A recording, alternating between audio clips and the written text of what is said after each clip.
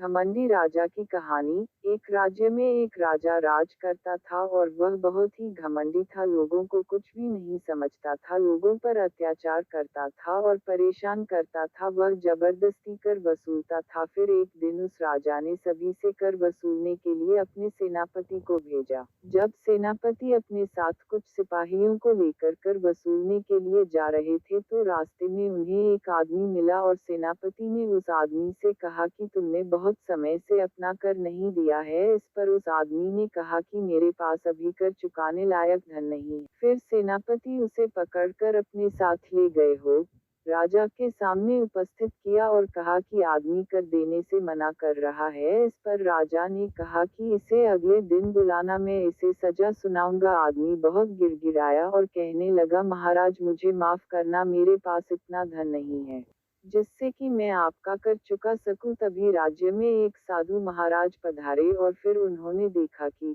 राजा अत्याचार कर रहे हैं और साधु ने कहा कि आप ऐसा क्यों कर रहे हैं। इस पर राजा ने कहा कि अगर तुम भी ज्यादा सवाल जवाब करोगे तो मैं तुम्हें भी सजा सुना दूंगा, बिकॉज मैं इस देश में महान राजा हूँ, मैं सब कुछ जीत चुका हूँ। कहीं राज्य मैंने अपनी ही बल पर जीते हैं। इस पर साधु ने कहा कि अगर तुम सब कुछ जीत चुके हो तो मेरे एक सवाल का उत्तर दो। अगर तुमने सही सही उत्तर दिया तो तुम खुद समझ में आ जाएगा कि तुमने क्या जीता है।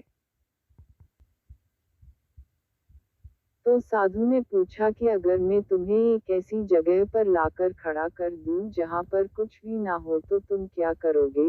राजा ने कहा कि मैं फिर अपने खाने पीने की तलाश करूंगा। इस पर साधु ने कहा है कि अगर तुम अपने खाने पीने के लिए किसी को क्या दे सकते हो।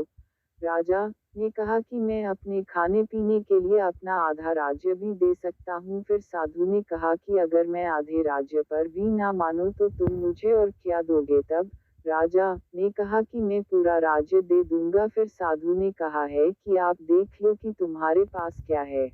तुम अपनी खाने पीने के बदले पूरा राज्य देने के लिए तैयार हो। अगर तुम्हें खाना ना मिले तो तुम उसके लिए सब कुछ देने के लिए तैयार हो या नहीं कि तुम्हारे पास इसके बाद कुछ भी नहीं रहेगा। इसलिए हर इंसान को इतना घमंड नहीं करना चाहिए कि एक समय ऐसा आ जाए कि उसको सब कुछ खोना पड़े। राजा को बात समझ में आ गई।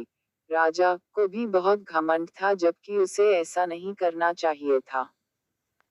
हमें घमंड को हमेशा दूर रखना चाहिए क्योंकि यह हमें कभी भी आगे बढ़ने नहीं देता है। यह तो हमसे हमेशा दूर रहना चाहिए, बिकॉज अगर यह हमारे साथ में होगा तो हम कोई भी अच्छा काम नहीं कर पाएंगे। यह बात राजा भी समझ गया था। उसके बाद राजा ने घमंड छोड़ दिया था। हमें भी घमंड छोड़ देना चाहिए।